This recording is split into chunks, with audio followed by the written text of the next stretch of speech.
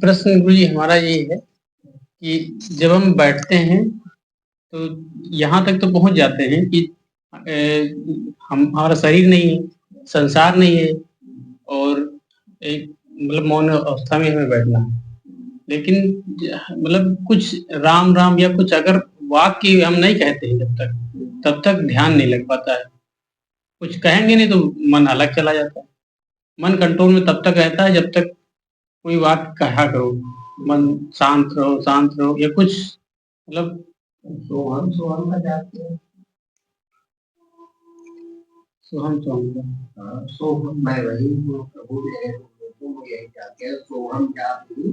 तो ये जो वाक्य कहा करेंगे, इससे कोई दिक्कत नहीं। दिक्कत परमात्मा कहे, परमात्मा सत्य। नहीं, आप कह रहे थे कि कुछ भी ना कहो। हम नहीं है, आप नहीं हो, ईश्वर है। जो कह रहा है वो ईश्वर कह रहा है। ठीक है। देखो, आपका जो कहना है कि आपने ये मान लिया कि मैं तन नहीं हूँ, है ना, मैं शरीर नहीं हूँ, संसार तो बाहर है ही है, संसार भी नहीं हूँ और इंद्रिय भी नहीं हूँ। तो मैं का मैं करने वाली शक्ति है ना। तो ये समर्पण भाव जो होगा आपका, वो बड़ा ही सुखदाई है।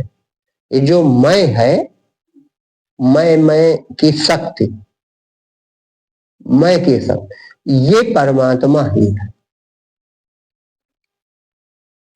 एक ही परमात्मा है तो आप कहाँ हो दूसरे। खूब गहन ये सोच विचार करो कि जब परमात्मा एक ही कहा जाता है, ये वेदांत का वाक्य, एको ब्रह्म द्वितीयो नास्ति, और ये सब जगह सब ग्रंथ संत चाहे जो हो ये कहते हैं कि एक ही तत्व है। तो जब एक ही है तो आप दूसरे कहां से आ गए, विचार करो। और आपके अंदर है जरूर मैं, तो ये मैं वही है, ईश्वर ही है। ईश्वर ही असंख्य शरीरों में मैं कर रहा है। ईश्वर ही अकेला परमात्मा, एक अकेला राम जगत में, सब जग उसकी माया है, निराकार है, फिर भी पूरी दुनिया उसकी काया है। यह वो तत्व तो निराकार है, लेकिन फिर भी पूरी दुनिया उसकी काया है। जैसे जल ही बर्फ भी तो बन जाता है, नहीं बन जाता, और बर्फ बन जाता तो आकार ले लेता, लेकिन वो आकार स्थिर नहीं रहता। बर्फ कितने दिन रह सकती, थोड़ी देर फिर पानी हो जाती। तो इसी तरह पानी हीते हिम भया, और हिम हो गया बिलाय, जो कुछ था सोई भया, अब कुछ कहा न जाए। और परमात्मा ही शरीर धारण करता है और फिर उसी में लय हो जाता है।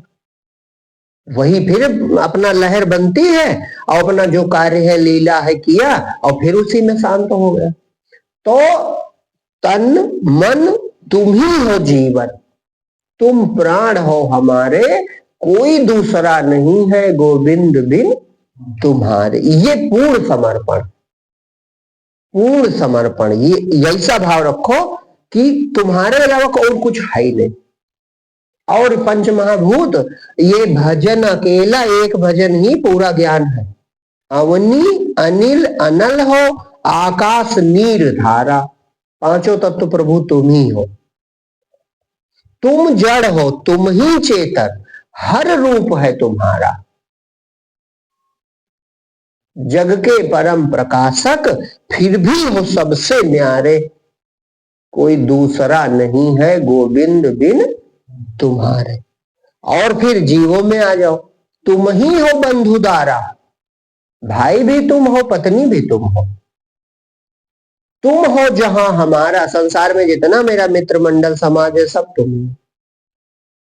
तुमसे ही तो बना है इस सृष्टि का पसारा, माता पिता तुम ही हो पुत्र प्यारे।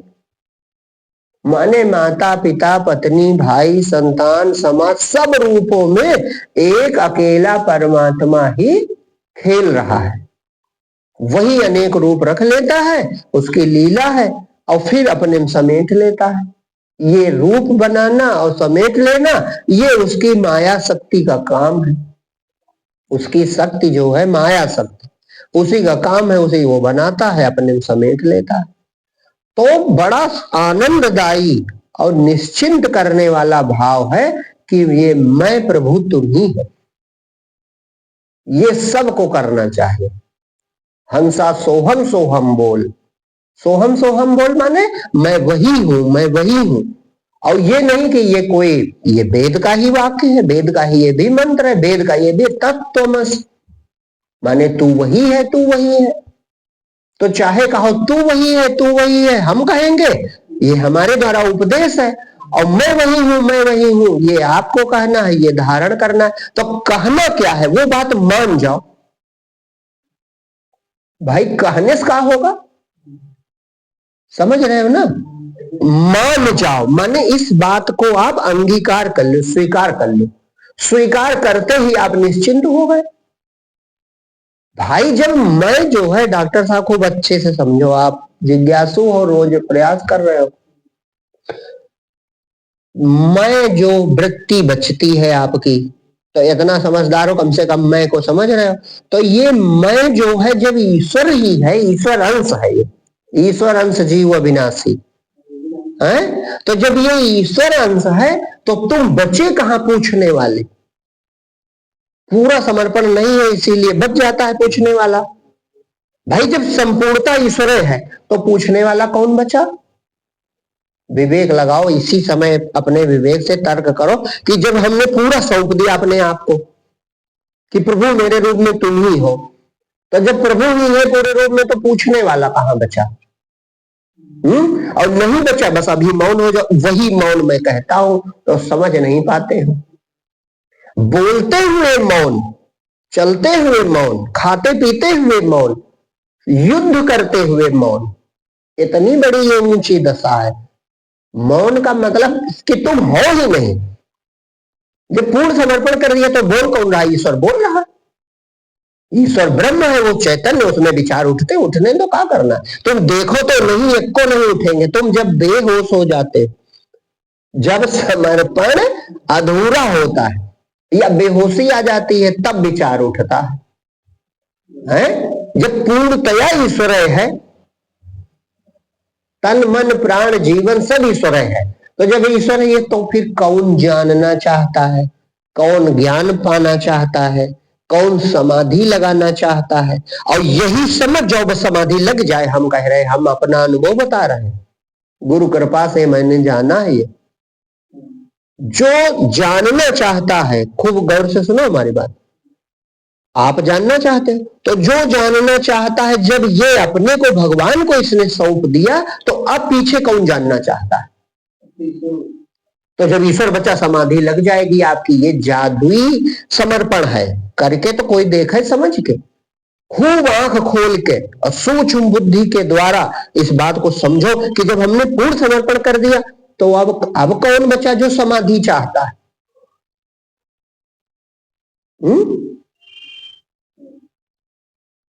है ऐसा कि नहीं है?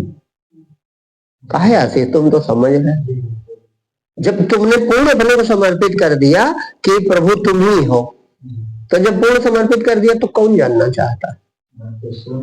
शून्य बचा। और उसी शून्य को मैं मौन कहता हूं। वो दशा का अनुभव तो करके देखो, कितनी आनंदमय दशा। वहां अमृत बरस रहा है, अमृत, अमृत जीवन, आनंद की वर्षा हो रही, जो सहन नहीं कर पाओगे, इतना आनंद मिलेगा। उठोगे नहीं, दिन दिन बैठे रहोगे अपनी जगह। ऐसी दशा है। अमृत बरस रहा है, अंबर मां भीगे, गुरु की दाया कोय। माने अंबर आकाश शून्य। जब समर्पित पूरा कर दिया, तो शून्य बचा कि नहीं बचा? अरे ये अपनी आत्मा का विज्ञान है। खूब अच्छे से समझ के ये ऐसा करके देखो, तो अगर उसी समय आनंद न मिले, तो हमें बताना। उसी समय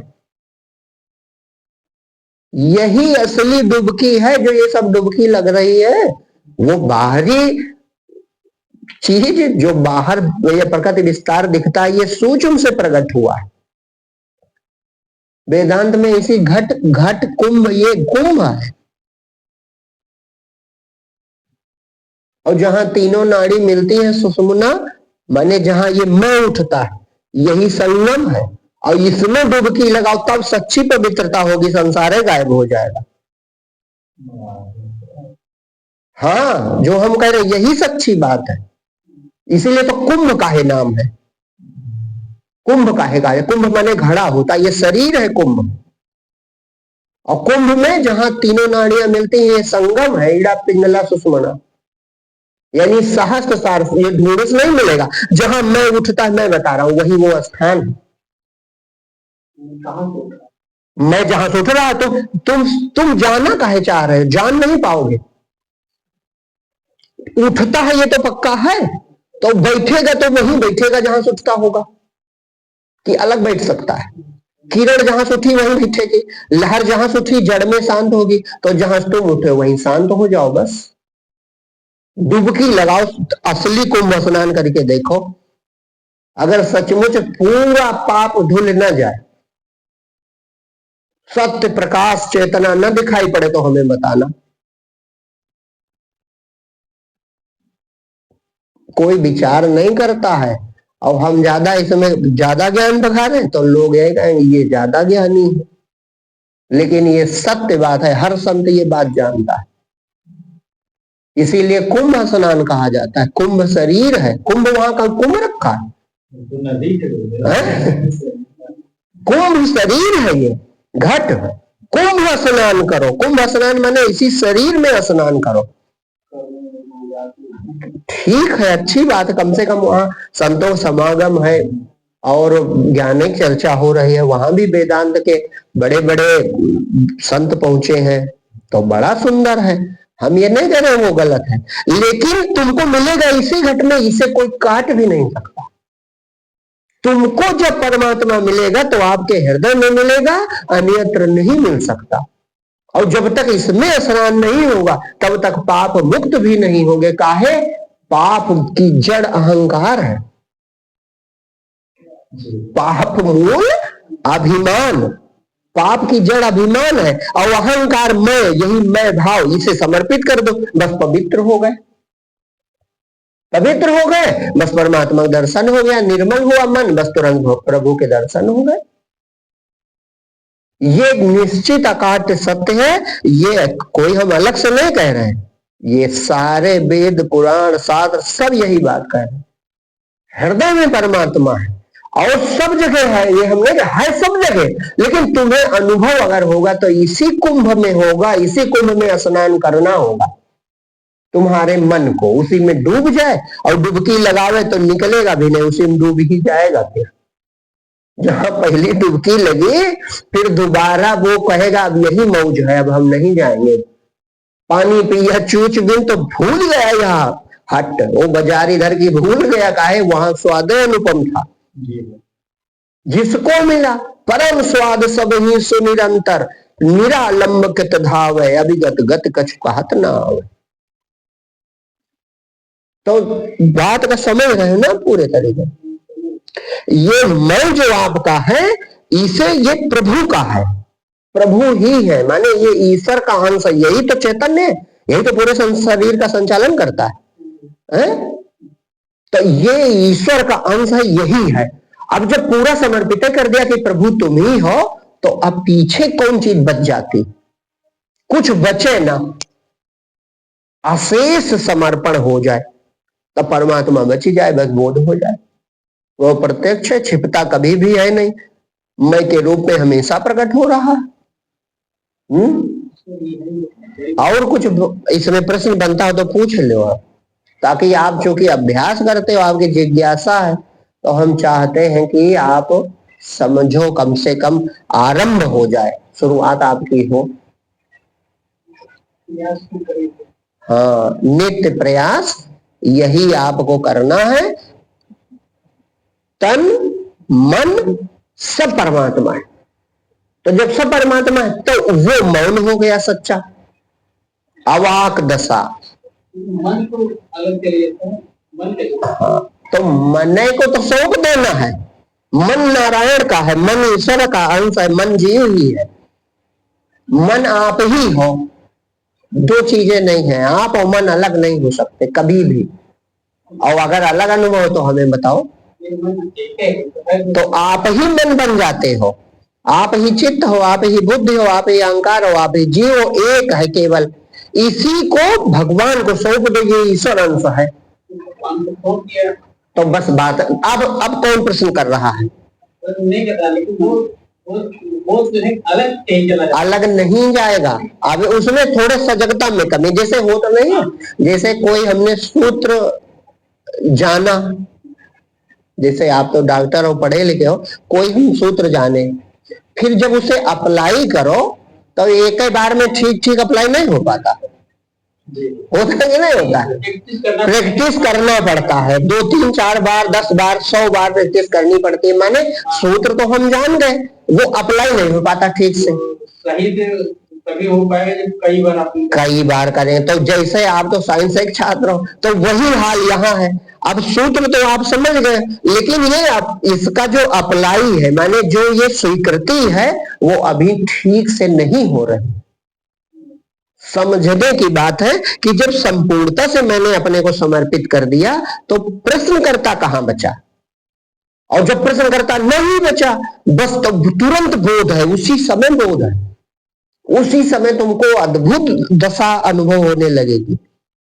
वो दशा अनूठी है, पूर्ण समर्पण हो नहीं पाता है। जैसे हम एक बार और ऐसे करते हैं कि आंखें बंद की, तो ये देखते हैं कि आंखें बंद करने के बाद जो लाइट हल्का बंद करने के बाद दिखती है, तो ये जो दिख रही है, तो ये मान के चलो कि प्रभु की देख रहे हैं, क्योंकि हम हमारी तो आंखें बंद है, तो देख नहीं रहे, ये प्रभु देख रहे हैं। हाँ, एकदम सही। हाँ, प्रभु देख रहे हैं, तो बस ये देखा करते तो थोड़ा सा लाइट दिखाई पड़ती है, मतलब थोड़ा जो है बढ़ता होगा, अब मतलब, या फिर मन सोचता होगा ये बात।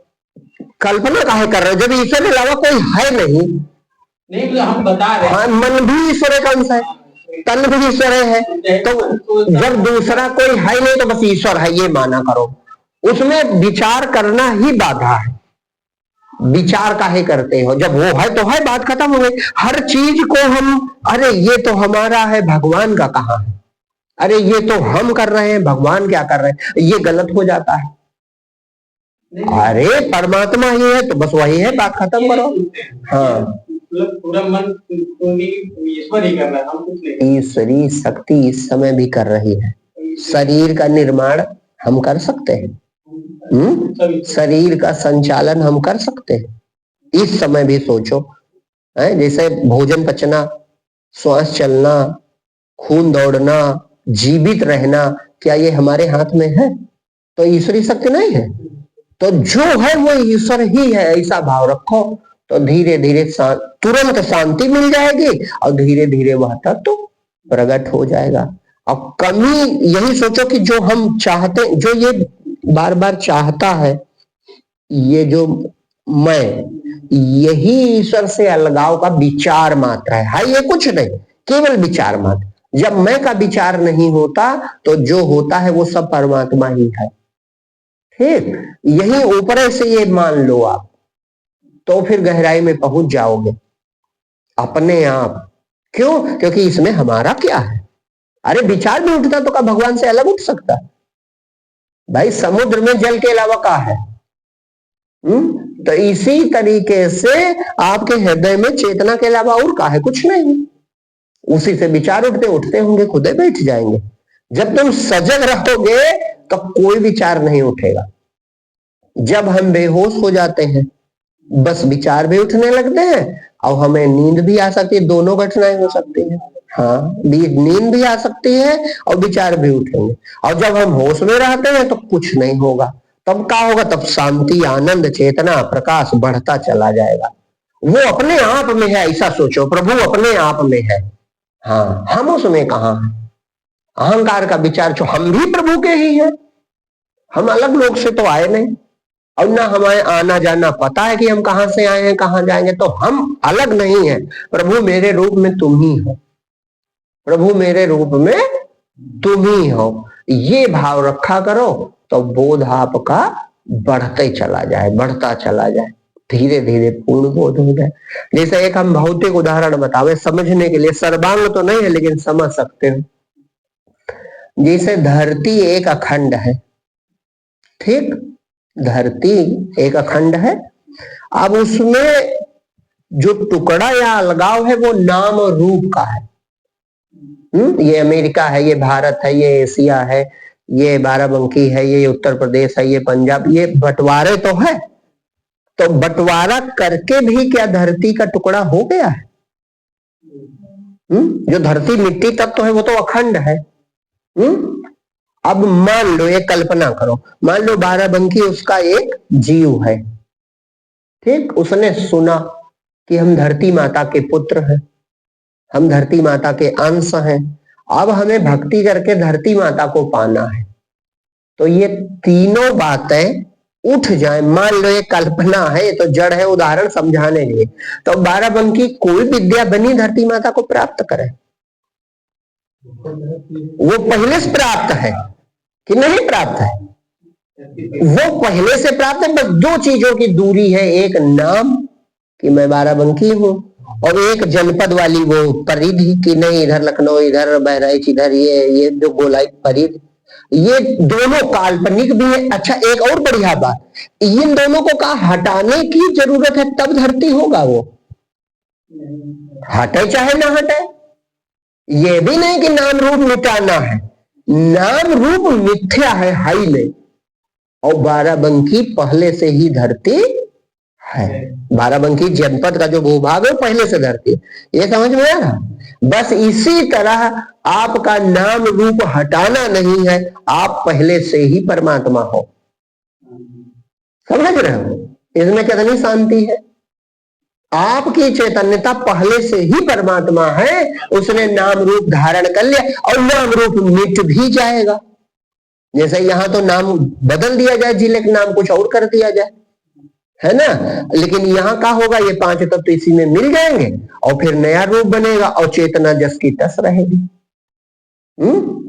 तो जरूरी यह भी तो नहीं कि नाम रूप मिटे तब ये धरती बाराबंकी जो है धरती बन पाएगा, है? कोई जरूरत ही नहीं है। केवल कहा है अच्छे से जान लेना है, अच्छे से बात को समझ लेना है, और ये जड़ उदाहरण है, वहां ऐसी घटना नहीं होती। ये केवल हम आपको संतोष के लिए हृदय में धैर्य आ जाए समझा रहे। वहां कुछ निराली घटना है, वहां वो अपने में हमेशा रहता है, जैसे सूरज हमेशा अपने में है और संसार को प्रकाश भी देता है। इसी तरह आप हमेशा परमात्मा हो और जीव रूप से विकृत हो रहे हो। ऐसा वहां खेल, और ये इससे भी निराला खेल है। यह भी पूर्ण उदाहरण नहीं है, उसके समान कुछ है नहीं जो हम उदाहरण से समझा दें। इसीलिए संतों ने कहा वो अनिर्वचनीय है, वाणी का विषय नहीं है, बस उदाहरण दिया जाता समझाने के लिए। तो बस समर्पण ही सब कुछ है। मैं सब रूप से पूर्णतया तन मन सब कुछ ईश्वर प्रभु तुम ही हो, और जब तुम ही हो तो बस पीछे बचा का कुछ बचे ना पीछे। भाई जब सब वही है तो प्रश्न कौन कर रहा? ये सोचने की बात है, या तो हम समझ नहीं पा रहे हैं। अगर पूर्णतया सब वही है तो प्रश्न कौन कर रहा? बस इसमें तो खुद सजग हो जाओ। देखो शरीर न मिट जाए तो बताना, इसमें शरीर मिट जाता है, जैसे स्वप्न मिट जाता है उसी तरह इसमें शरीर मिट जाता है, आकाश धरती सब मिट जाता है। और वो न छोटा है न बड़ा है, न गोल है न चौकोर है, न बड़ा है न छोटा, वो अपने आप में स्थित है, जिसमें कोई वाणी पहुंचती, बुद्धि नहीं पहुंचती तो वाणी भी कहां पहुंचे। जैसे गहरी निद्रा मिली आपको, खूब सुसुप्ति, तो क्या कह सकते हो उसके बारे में? कुछ बताओ। यही कहोगे हमें होश ही नहीं रहा, इतनी गहरी नींद आई कि हमें कुछ होश नहीं रहा। कुछ चीजें याद रहती, स्वप्न की सुसुप्ति उसी में होती है। एक ऐसी नींद होती है थोड़ी देर की, वो ना आवे तो चैन नहीं पाओगे। गहरी निद्रा जहां कुछ पता ही नहीं, उसी में आराम मिलता है। क्यों? क्योंकि वो जीव का सहज स्वरूप है। तब कहा था ताजे हो गए भैया, खूब गहरी नींद आई और खूब ताजे हो गए, नहीं तो जीव थक जाए। देखो तुम अपना पार्थक्य कर सकते हो, जीव थक गया तो आराम राम में आए बिना, आराम आराम राम में गए बिना आपको आराम नहीं मिलता। और शरीर तो काजू बादाम पिस्ता से स्वस्थ हो जाता है, निद्रा जीव लेता है। समझो बात को, निद्रा तुम्हारी भूख मिटाती है। जो मैं करता है जीव, इसकी भूख नींद मिटाती है। क्यों? क्योंकि निद्रा काल में ये अपने प्रभु की गोद में चला जाता है। अज्ञान ही सही है तो वो तमोगुण की अवस्था, लेकिन उस समय ये मैं, तो जब कुछ होशे नहीं रहा तो क्या कह सकते हो? कुछ पता नहीं चला, लेकिन फिर भी कुछ था जरूर, बड़ा आराम मिला है। जब सब त्यागा, शरीर तक त्याग देते उस समय शरीरों को नहीं रहता, तो जब कुछ नहीं था तब बड़ा आराम मिला। यही अवस्था समाधि की है, लेकिन एकदम विपरीत है। वहां घनघोर अंधकार है और यहाँ सत्य का प्रकाश है, और फिर गुणातीत अवस्था, उससे भी ऊंची अवस्था। यहां भी न शरीर बचता है न संसार बचता। वहां कुछ बचता है शरीर संसार, यहां भी कुछ नहीं बचता।